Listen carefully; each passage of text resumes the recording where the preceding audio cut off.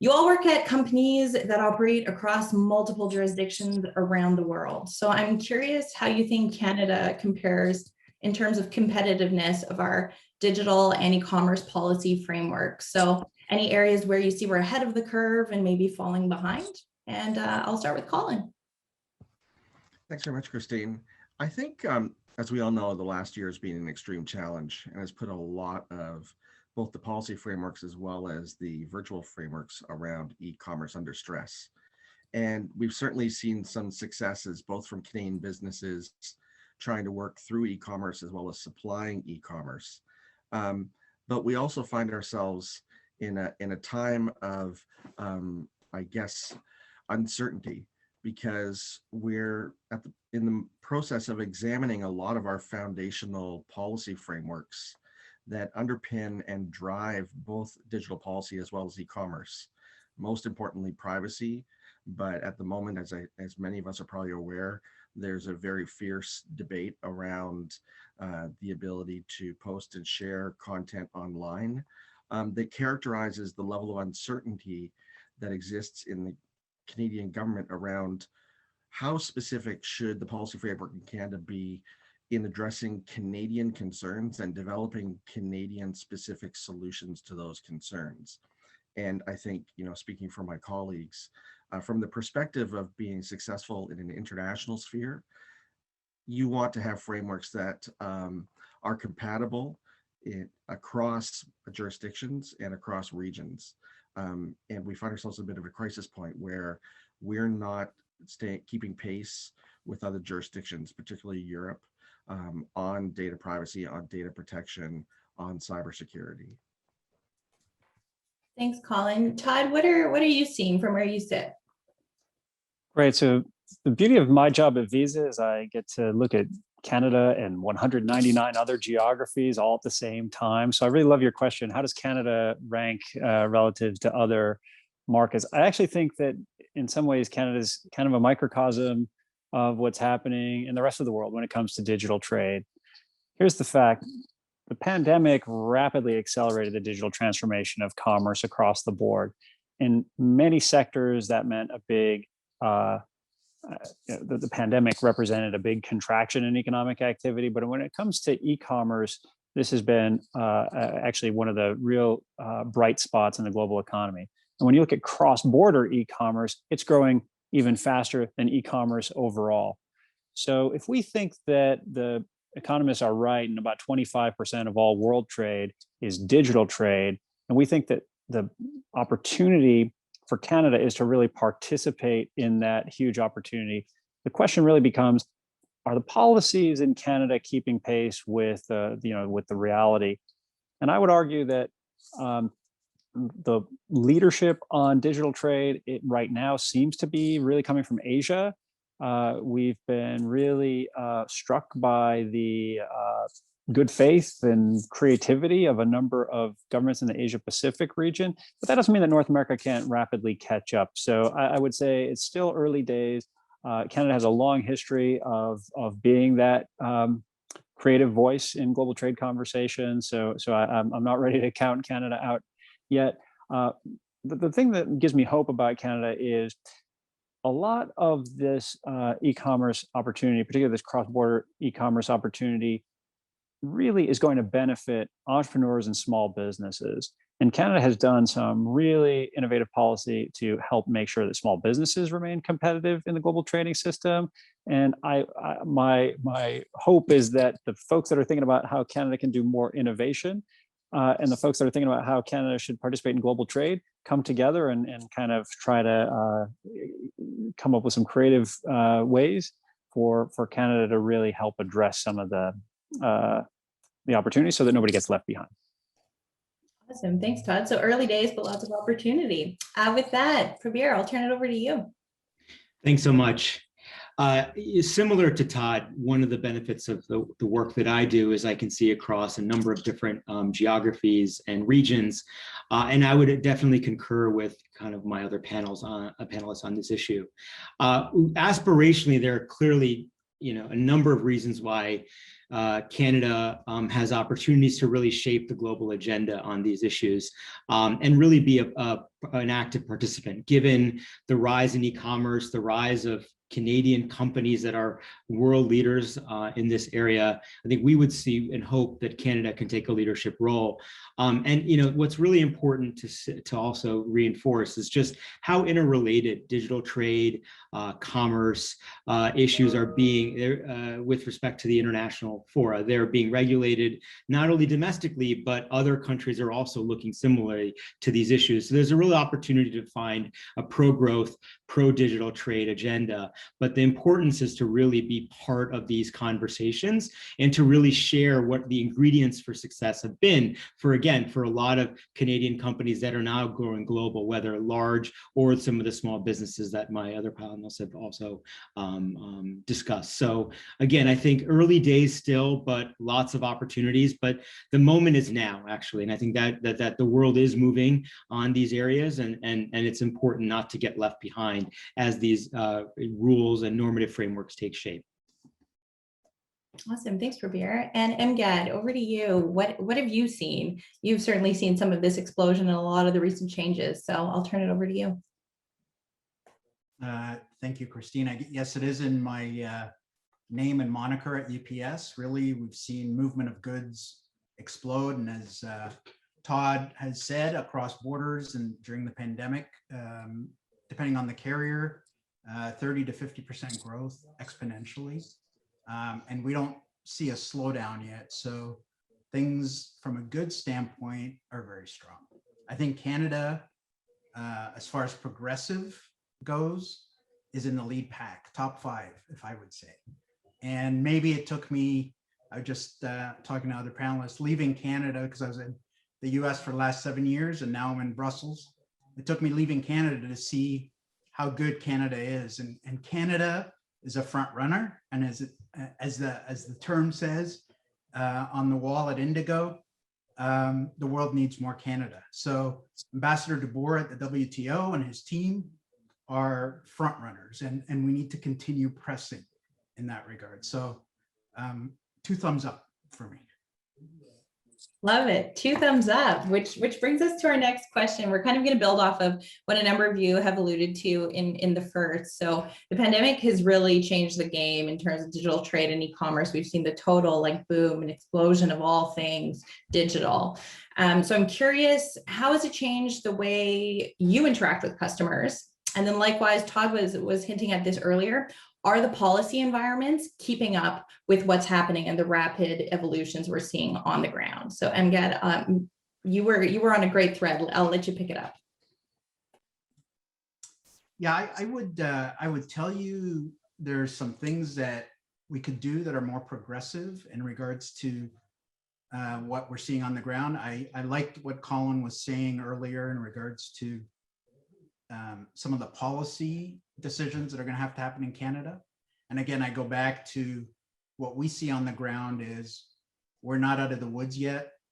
We really need to think through, coming out of the pandemic, what progressive policy could look like. I think Todd talked about innovation, and everybody goes to innovation and technology. And what I'm really trying to talk to policymakers about is innovation and policy. Just like the panel before us talked about how Canadian debt pre-pandemic versus through the pandemic and the savings rates that have occurred, and how Canadians have rethought about their debt to asset ratios and how much they're saving. The pandemic had a profound economic effect on people. And I think for policymakers, we need to reframe for them that the pandemic should have a new policy direction and a innovative track that they need to really rethink, because it doesn't happen often, a once in a lifetime opportunity such as this, to really think creatively in regards to policy. That's awesome. Thanks, Mgad. You've given us some food for thought. Colin, your views. I think that we've had a real transformation across the economy as a result of the pandemic, and our customers go everywhere from a one-shop with a small retail presence in a small town all the way to large chains across the country. And in every single one of those retail locations or warehouse locations or backroom computer facilities, they've all been forced to go through an extremely accelerated process of digital transformation. And that means skills development for people who are used to just running storefronts through to accelerating the deployment of a tremendous backroom computer setup and then logistics system to support retail across the country. And what that's created for Canada is both an obligation and an opportunity, as Amgad was pointing out. The reality is that we've all been forced into embracing e-commerce, both as a business and as consumers. We've been forced to radically revising how we engage with business and our communities and our families. And we've been forced to use new tools and new services to support all that activity. The governments, both at the federal and the provincial level, at the federal level through the new data commissioner that they're in the process of setting up, and in Ontario through the data authority that they're consulting on, are trying to tackle this question of what does it look like for a government to help consumers understand their relationship with businesses when that business is reliant on data and it's reliant on digital transactions in order to accomplish any number of different functions, and what is the role of government. And as Amgad was pointing out, mechanisms need to recognize that this is a transformational opportunity for Canadians across our society to do things in a much more efficient and a much more clear and a much better way. And that government needs to be able to create the framework that enables that digital transformation across a number of different situations and across a number of different tools and services, and doesn't naturally rely on a policy framework that's cautious or even restrictive, which is traditionally where we've gone when we've created policy frameworks, because we traditionally looked at safety-based policy regulatory frameworks. We really need to be looking at something that creates a playing field that allows us all to maximize the opportunity. Thanks, Colin. Todd, what about you? Yeah, I'm so happy to jump in here because I think that the real question is who benefits from this kind of more simple, flexible framework. You've got some big global corporations on this webinar. I think the fact is the big multinational companies are probably going to muddle through and figure this stuff out. But the once in a generation opportunity and the choice before policymakers right now is how do we make this work for everybody, including the people that aren't here, that aren't here on this call, that aren't here on this webinar, but that are out there trying to keep their business afloat. And government stimulus payments can keep you in business for a little bit longer, but you really have to have that digital transformation because the consumer is never going back.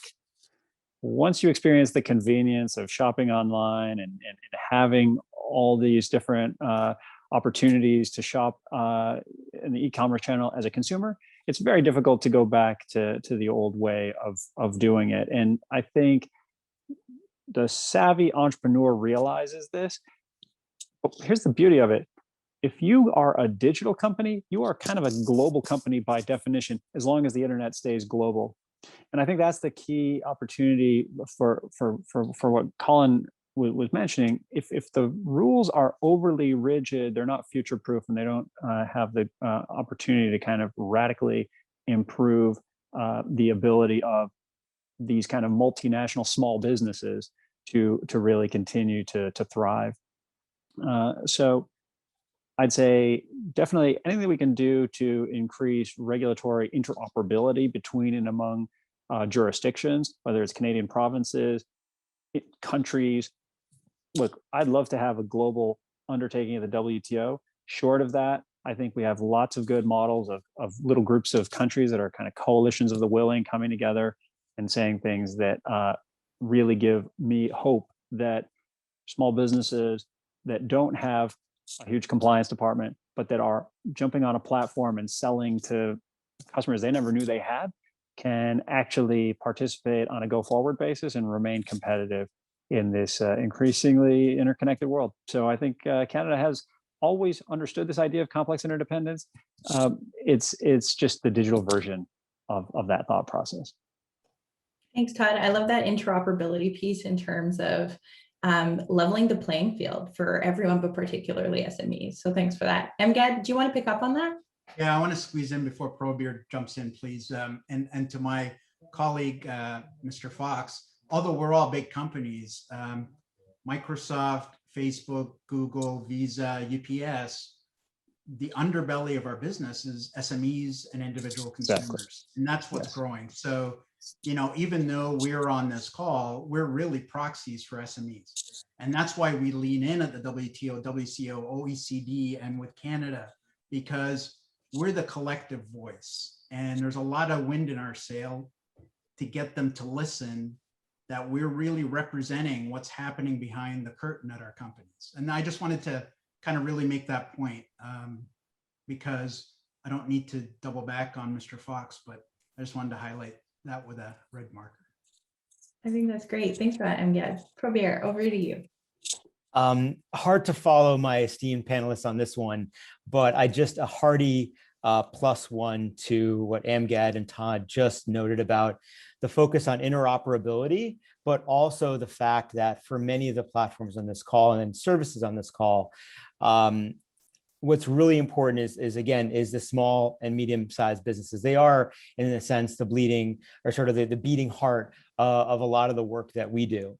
You know, early on in the pandemic, from the Facebook side, we really saw that small businesses needed new opportunities for again, promoting their work, their services, their goods.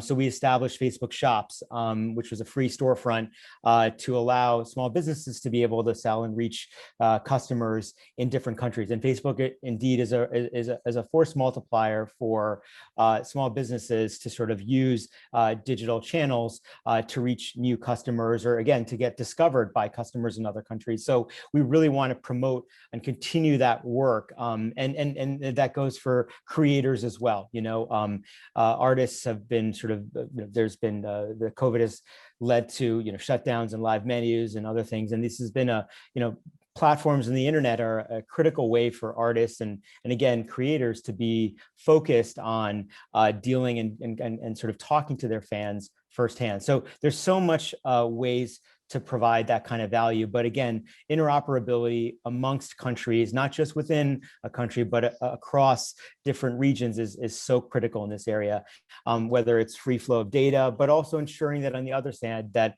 there are rules to ensure that platforms are working responsibly, whether, you know, to create trust and safety online. So I think we're certainly hopeful that we continue those efforts, but definitely the pandemic has really redoubled in these efforts and the need for these efforts at the global and regional level. Thanks, Prabir. Another piece that touches upon all of us, kind of across industries, across different businesses of different sizes. Bill C-11, it's one of the things that's on the parliamentary agenda right now. So the Consumer Privacy Protection Act, or the PIPEDA modernization. It's at second reading in the House of Commons. The Chamber has been advocating for movement on it because it's super important for businesses to have certainty in the regulatory environment. So the federal government is working on privacy, but we're also seeing a number of the provinces working on it kind of at different speeds, and they're all at different places in the process, whether it's Quebec with Bill 64, BC working on its PIPA modernization, Ontario beginning to look at it as well. So we're seeing kind of a lot of different motions. I'm curious your thoughts on what it means if the federal government is not able to see progress on C-11 and is not able to get through Parliament and be passed in a timely manner. Colin, I know we've had a number of conversations about this, so I'm going to start with you. I think what's more relevant, returning to Amgad's focus on small businesses, is what's necessary for Canadian business in general to succeed and to apply their resources efficiently. And I've been asked in the past about whether or not a company like Google could meet the expectations of either C-11 or the proposals in the Quebec legislation, Bill 64. The reality is that, as Todd hinted, we have large compliance departments. And no matter the different frameworks that are set up, whether at the federal level or the provincial level, will be able to apply resources to comply with privacy requirements in most cases, however they're set up. We keep hearing the word interoperability. We really need consistent global standards and global frameworks, not just for us as companies, but also so we can provide assurances and create products and services for our customers that they can rely upon so they don't have to become data protection experts. And the challenge we have in Canada, as you highlighted, Christine, is that we have federal legislation right now. It's adequate, literally, in the terms of the European Union, but it does need to be improved. And the legislation within Parliament right now is not moving forward. So we're not having an essential review, and we're not having a full and open discussion about what needs to be improved in the Canadian data protection framework. That's given Quebec and Ontario and British Columbia both an opportunity, and they recognized a need to have this public conversation around improving the trust and the confidence of users in how e-commerce and business is conducted in Canada and how their data is collected and safeguarded. The reality is that the Chamber and many other associations are pushing forward on C11 because it's absolutely essential, not just to underpin that trust and confidence in new forms of business and new investments in business, but also so that we remain both interoperable but compliant with international frameworks, especially in Europe. And that creates a real pressure both on Canadian business and Canadian business providers like Google. So it's a reflection that some things are being prioritized within the environment at the federal level, and some things are not. And we need a greater focus on how we make sure that we come out of the pandemic with some semblance of an economic recovery, and that's driven forward by a forward-looking policy agenda. Thanks, Colin. Todd, how about you? Apart from loving to pronounce pipetta, I'm not really an expert on the specifics in Bill C11. So I'll defer to my co-panelists on the exactly how this one plays out, and to your question, what happens if the legislation doesn't go through. But what I will sort of say is, at the end of the day, like I said, Canada's kind of a microcosm of what's happening in a lot of geographies all around the world as governments try to kind of think of what's the right balance between a high degree of consumer protection, privacy, and trust on the one hand, and like openness to data flows on the other hand. And I actually feel like maybe that's one of the great misconceptions in how technology and specifically cross-border data flows actually work. And perhaps maybe if I can pivot a little bit off of the C11 question and just talk about what I see as a kind of the more global trend. One of the reasons I mentioned in my first sort of comment that Asia seems to be leading the world in terms of policy innovation around digital trade is some of the agreements, and I'm thinking specifically of the Australia-Singapore Digital Economy Agreement or the DEPA agreement with Chile and New Zealand. They are fairly fashion forward on this idea that we can have different kinds of social contracts with our own citizens about what rights attached to data and so on, but we're not going to require you to localize your data center in order to do business in my market. I feel like that basic understanding is really important, and you can extend it into a deeper conversation around if the goal is to get more security, more trust, more consumer empowerment with respect to data, can having consistent global frameworks from a regulatory perspective, and frankly, global networks that move value and data around the world, such as some of us on this call are in businesses that do exactly that. Why do we have to have this kind of zero-sum mentality where if we turn up the data flow, we're kind of somehow impinging on a consumer data right or something like that? You can actually do amazing things that will allow you to have it both ways, but it requires, I think, companies to be a little bit more empathetic to the problem that the governments are trying to solve, and it requires governments to just be a little bit more open-minded about the art of the possible in terms of how you could really have it both ways if you design policy in a really smart way. And it's not even like we're starting from a clean slate. Like I said, there's a few examples coming out of Asia where that type of thinking is embedded in like a digital first trade agreement. I think the UK is sort of having an interesting conversation about this right now, and we've even seen some great studies coming out of the academy that kind of point to this. So, like I said, I'm hopelessly optimistic about this, but I do think that there's a path forward where consumers get more protection, and at the same time, the private sector continues to innovate in ways that really deliver great value and consumer surplus. Thanks, Todd. I really like that in terms of striking the right balance and everybody needing to show a little bit of flexibility to ensure really robust protections and the ability to innovate. So thanks for that. MGAD, over to you. I'm gonna try to follow Todd's happy path and say there's a way to balance both, because I would say, you know, at UPS and other companies, you've got dual responsibilities, right? You've got corporate responsibilities to ensure that you comply with GDPR or Safe Harbor or C11 in regards to your corporate governance. But you also have operational issues. You know, we fly to 200 countries every day. We're like, depending on the day or month you count, we're the 10th largest airline in the world. And you can imagine non-synchronized, non-unified patchworks of policies when it comes to cross-border data flows. How do you make your planes fly in and out of countries? How do you trace packages that are going across 200 origins and destinations and multiples when you have to comply with all this patchwork? And you'll do it, like we do it, we comply with it, but guess what happens? It adds layers of cost, it adds bureaucracy, it adds delays, and then all of that then creates uncompetitiveness and added cost. So on the happy path, you got to protect, you got to do it right, because the new digital world is here to stay. But you also got to balance it with ensuring that your country is still competitive. And then the last thing I'd say is all of us on this call are living in really healthy economies.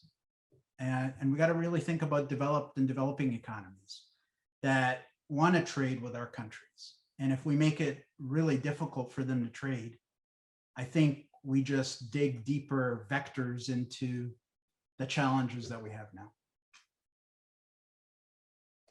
Thanks, MGAD. That's a really interesting perspective and avenue to consider in all of this. Prabir, I'll let you close out on this topic. Thanks so much.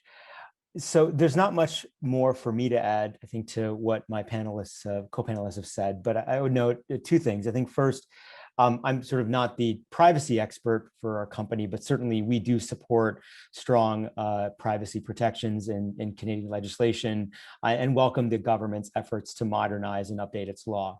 And I think the idea to sort of accelerate and to move fast on this is also driven by I'd say the second point, which is the importance of stability and predictability for the digital economy. That it's not just a matter of what's happening in Canada, but its ability for Canadian businesses to trade with the European Union, with the US, with so many other countries, and having a stable and predictable and interoperable framework, whether it's privacy or otherwise, is just very critical, especially in this time as we're kind of, sort of emerging in some places, but re-entering the threats of COVID and the pandemic. So definitely support the efforts to continue to modernize not only the privacy framework, but other frameworks in Canada. Thanks, Prabir. For our next topic, I kind of want to shift into some of the pieces that were alluded to a little bit earlier on some of the international motions right now, especially in light of the UK Trade Minister's remarks earlier. So curious your views on the importance of some of these international initiatives that touch on digital trade. So whether it's the WTO e-commerce discussions, USMCA, the Digital Economy Partnership Agreement. What does all of this mean for Canadian companies too? And is there a role for Canada in these initiatives? What is it? And Prabir, I'll let you kick it off. Thanks, Christine. Well, I think a lot of the panelists you have already sort of alluded to this, including myself, but it's just so mission critical for these international initiatives to kind of continue forward, but to accelerate in many ways. And, we're seeing this at the multilateral arena with the WTO e-commerce discussions, on the plurilateral stage, whether it's the G7, whether it's APEC, these types of issues about digital trade are really being put front and center. And even now on the bilateral side, whether the recently enacted USMCA, where the new discussions about whether Canada should join the DIPA, which is led by New Zealand and Singapore. And these are all important initiatives, and I think here, it's important not just to treat one in a silo, but to look at all of them as interconnected and to play a leadership role in all of them. But some on the call might sort of wonder, well, why are these important? And I think they're really important, again, to that point about interoperability, that point about stable and predictable expectations. But if you actually dig into these, say, for example, Canada was one of the leading countries to join and to sort of push forward on the CPTPP, which contains sort of a groundbreaking foundational aspect to digital trade. Issues such as cross-border data flows, issues such as source code protection, issues such as ensuring that each of the trading partners have, a protection of personal privacy, but again, also ensuring interoperability.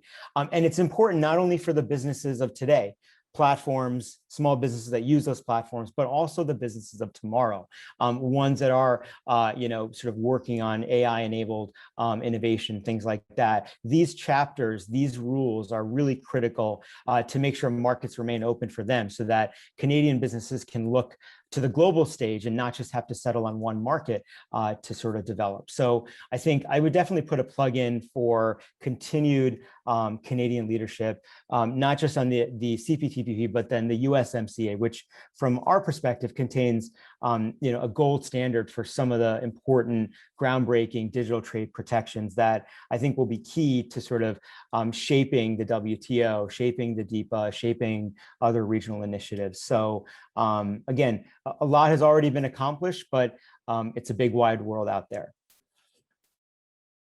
Thanks, Prabir. Amgad, you've been deeply involved in some of this. Tell me about what you're thinking. Again, maybe I'm an optimist by nature, but I think Canada's in an incredible position. If you can imagine a Venn diagram with CPTPP, USMCA, Canada, UK that's about to come, CETA that is in place. You just Venn diagram that, and you put an SME or a Canadian exporter in the middle of all that. First, you got to help them navigate all of that, but then you find the sweet spot, and oh my God, there's so much opportunity. When you think about the UK, who's building from scratch now, and I don't know how many years it's going to take, but they're trying to get into Canada's pole position for the global race. Well, we're already there. So I would say to the Canadian government, if they ever ask me, what do you want to do? I think you just got to invest a little more in helping SMEs understand the market access opportunities that have been created, the rules of the road that have been put in place to protect them. And then perhaps I would suggest maybe to create a digital e-commerce private sector advisory committee for Ottawa. And I would suggest everybody on this call become a founding member of it so that we can advise the Canadian government on what they've done, what the gaps are, and really how Canada could lead the world better, which not only helps Canadians, but really helps the world. So the last thing I'd say, I think they got to invest a little bit to staff up Ambassador DeBoer's crew in Ottawa, because they are working night and day. They're doing an incredible job to try to lead across so many things in Geneva.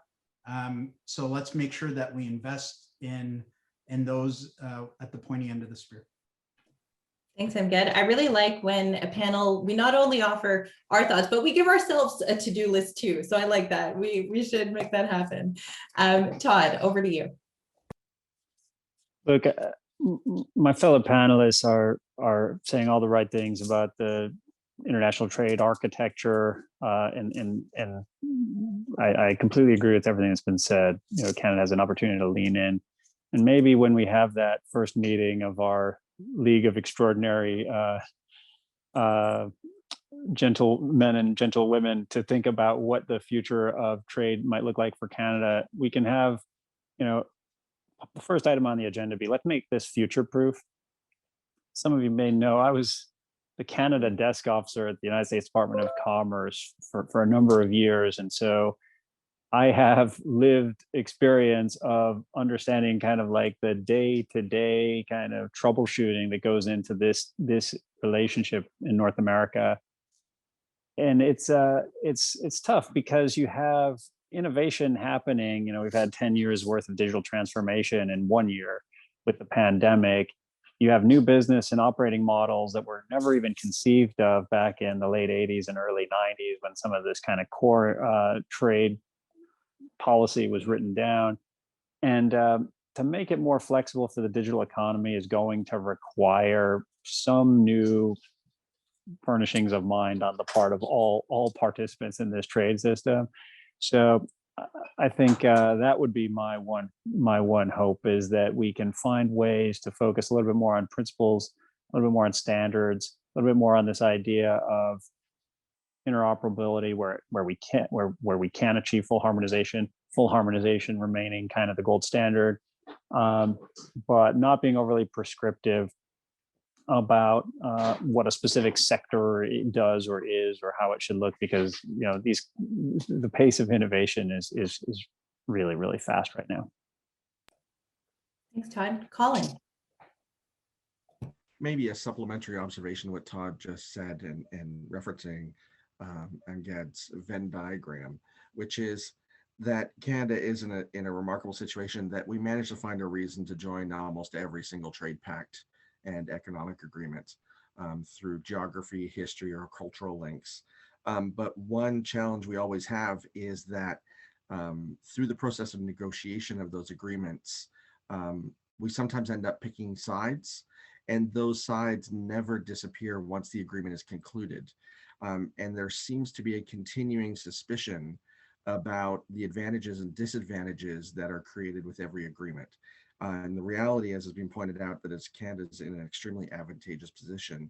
And we need to both build domestic confidence in the trade agreements, as well as have widespread recognition of the opportunity they present for Canada and Canadian businesses in particular, and Canadian consumers, so that there is the support not just for the existing agreements, but also for this sort of innovative policy making that Todd's highlighted. Because there really will be a necessity.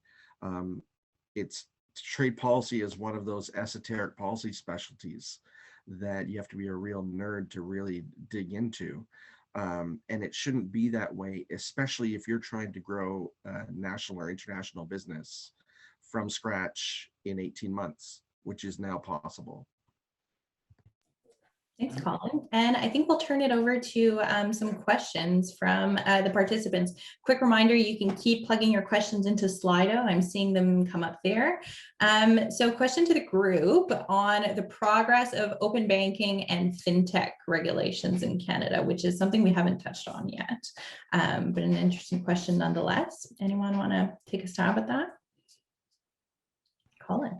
I could dive in. We're not a fintech company, but this is certainly something we've been tracking.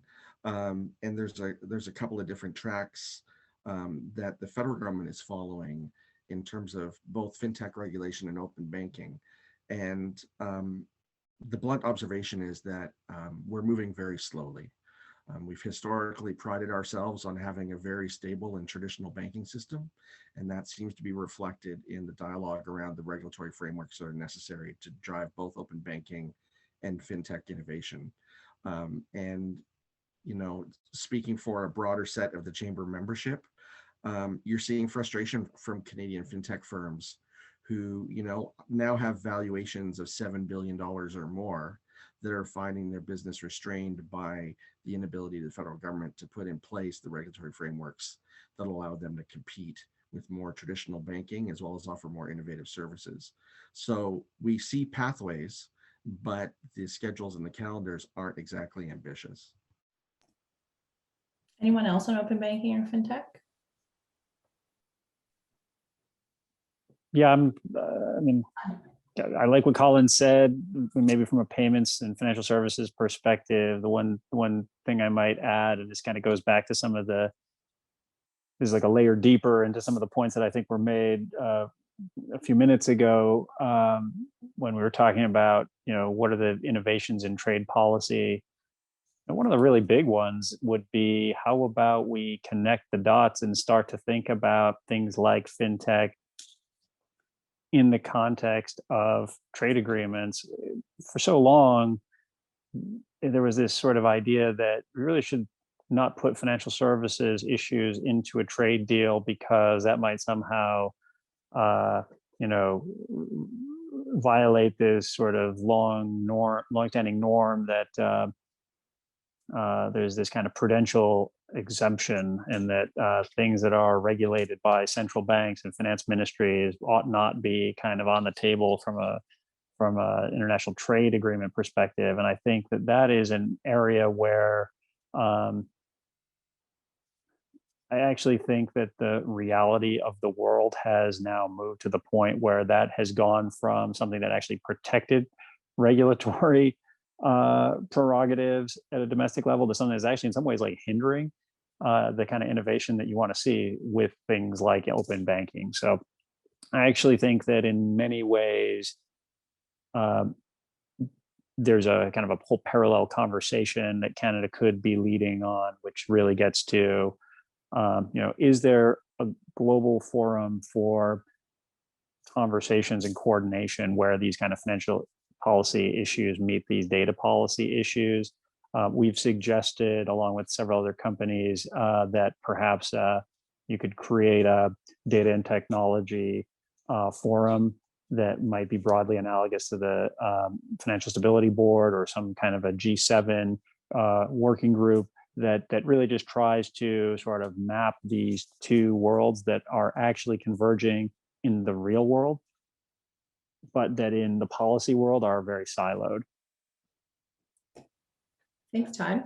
Next question. This one is for you, Amgad. For UPS, would raising the de minimis threshold, help e-commerce more?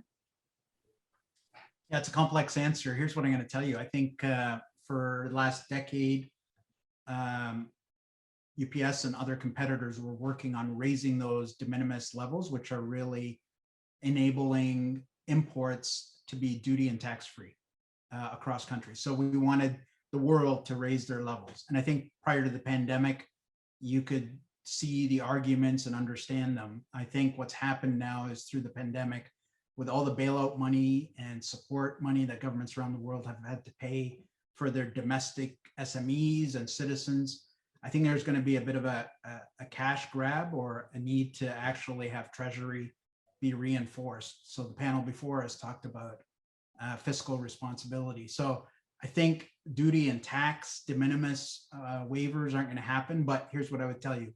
I sit on the board of the Global Express Association along with FedEx, DHL, TNT.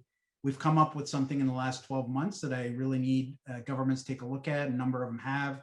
Canada has done something really progressive in regards to imports and a way to collect duties and taxes on Canadian imports in a really simplified, synchronized, harmonized manner. Everything that we've said here about interoperability, Canada can lead now to get other countries in the world to do what it did on imports. And what that will do is help exporters in Canada because it drops barriers in other countries. So there's a whole complex answer to that. So yes, duty and tax and de minimis is important because it costs money for low value shipments, but also there's another way to do it that's very progressive. And whoever asked the question, reach out to me and tell your friends to reach out to me because we got to popularize it. Thanks, Amgad, and thanks for that call out too. Another question that came in asking about the state of AI regulation in Canada, which is interesting because I think we're starting to see, similar to privacy, we're seeing some differences across levels of government and jurisdictions. But AI regulation in Canada, and I'll maybe expand it out, what are some of the leading practices that we're seeing globally as well in terms of AI regulation? And maybe Prabir or Colin, you can start us off.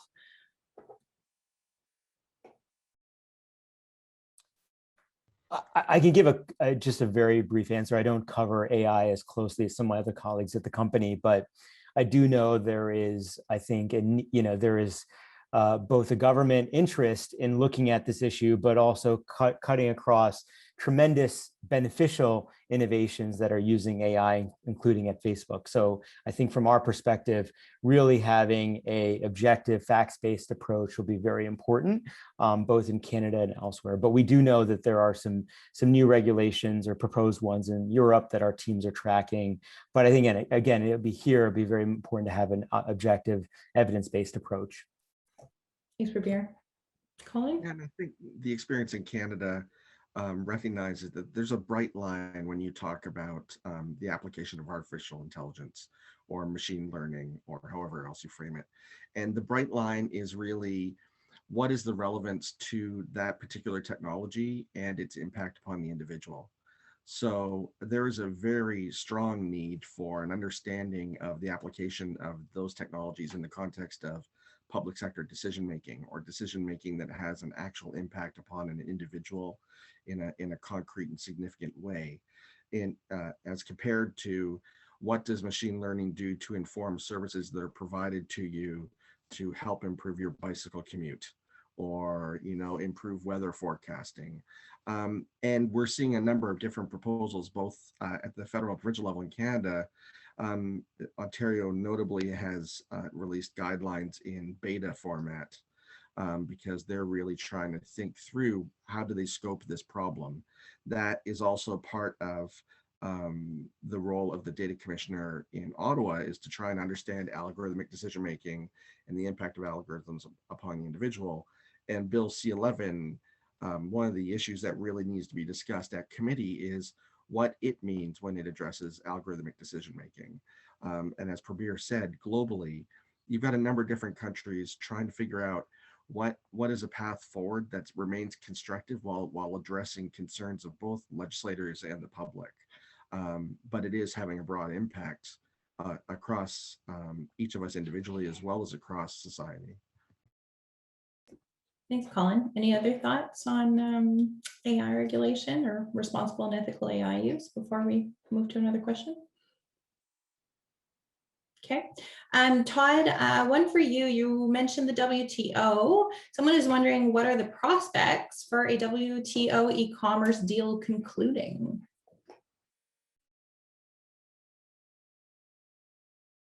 Some crystal ball gazing for you, Todd. We'll ask you to just come off mute there.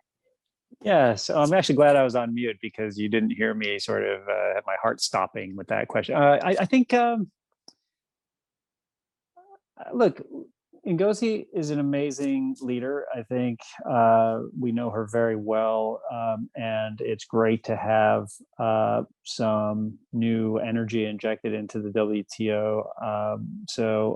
I would not count out the WTO. I think that it's a very underrated institution. I think it's been quietly making a lot of progress on e-commerce, but it is difficult to do things in a single undertaking, and there are challenges with the interdependencies of digital economy issues with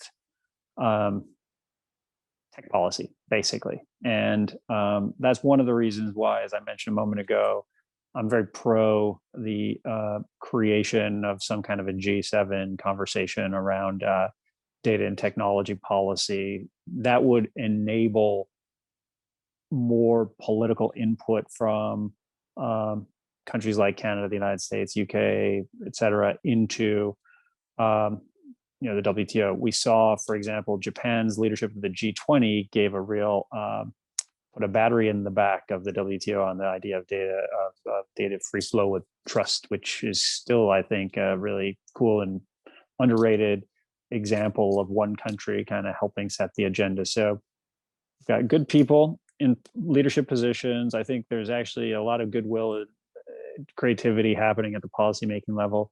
And one of the things that Ngozi gets better than just about anybody is, if we don't act, the pandemic could be just something that turbocharges global inequality. But if we get this right, it could be a flywheel for economic empowerment and progress. And so, I'm pro WTO. I think that there's just a lot of opportunity there, but unfortunately, I'm not going to make a prediction about, does this happen in 2022 or 2027. I've been wrong on that a lot, and so I will not try to predict exactly when the breakthrough happens. Okay, thanks, Todd. Amgad, are you willing to stake your claim with a prediction? Nope. But here's what I can tell you. I disagree sometimes with Todd. Here's what I would tell you. He said one thing clever on this webinar so far, and that was maybe you also want to look at regional undertakings, because I think what I've learned from doing this job for a while is there always is this finger pointing that, has anybody done it? Have we piloted it? Have we practiced it? So to Todd's point about G7, G20, that's great. We need continuous engagement in an effort. And then we need to actually do the undertaking.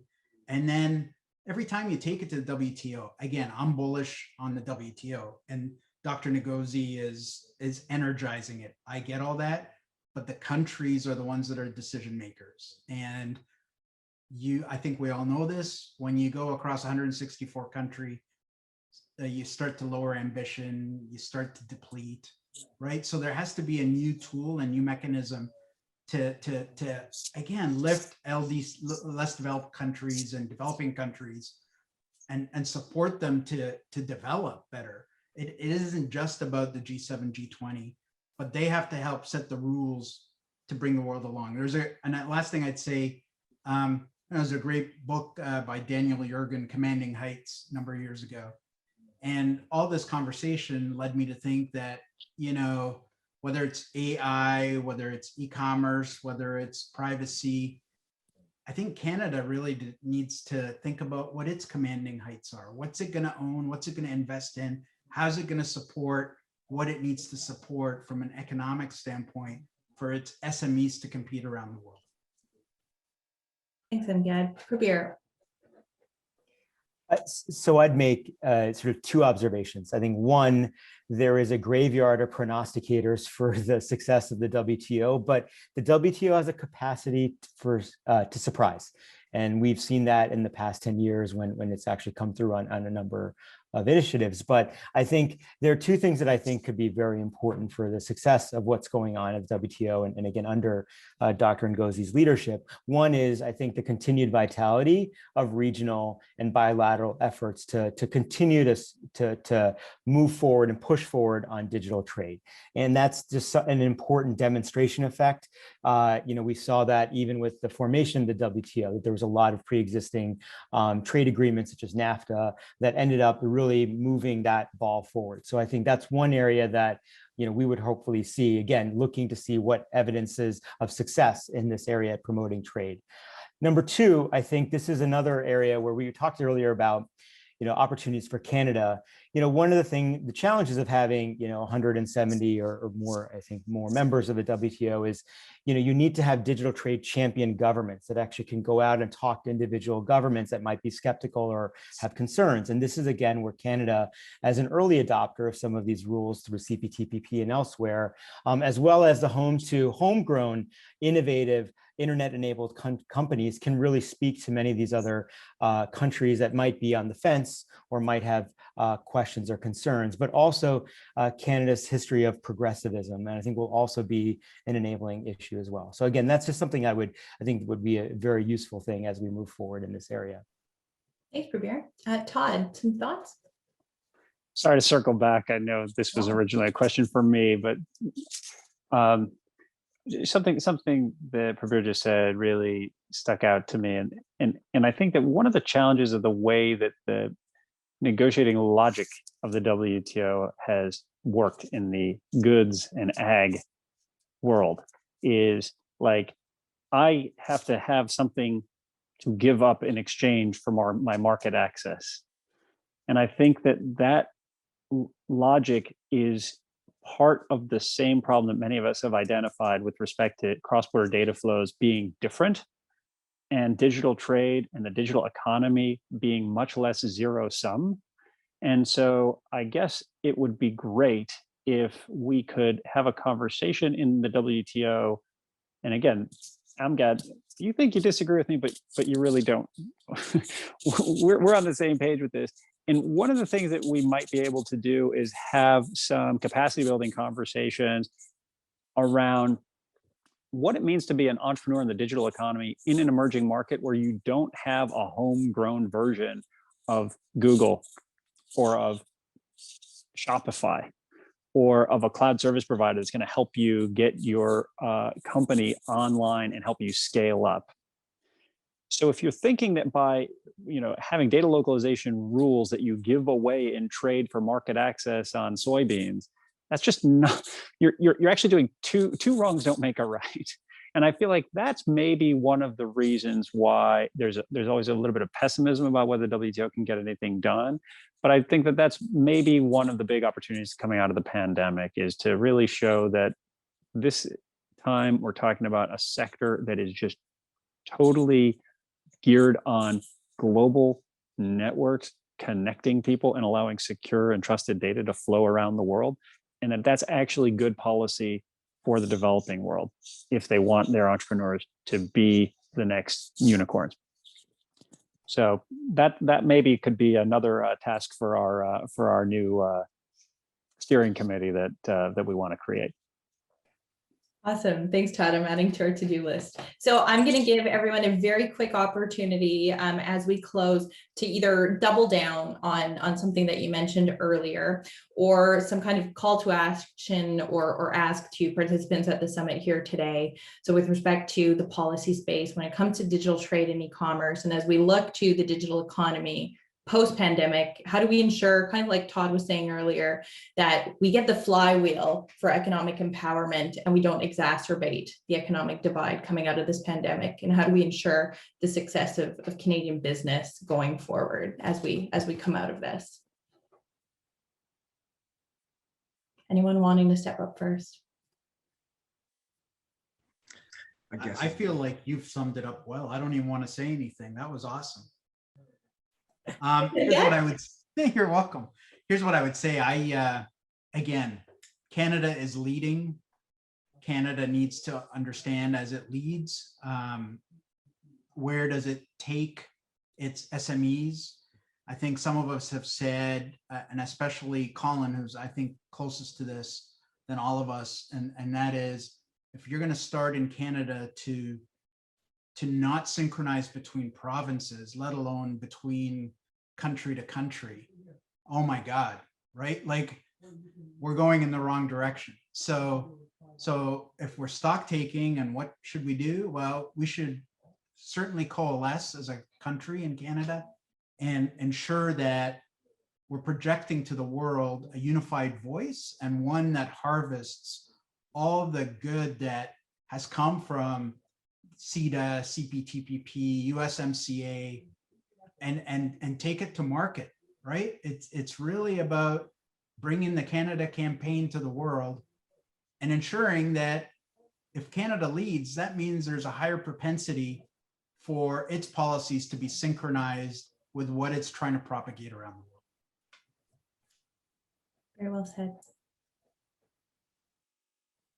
Any final parting thoughts from the other panelists? Excellent. Well, I think Amgad, you summed it up quite well. So thank you for that. And that is all the time we have today for this fabulous digital trade panel. Thank you so much to the wonderful panelists today. Really appreciated exchanging with you and your great insights.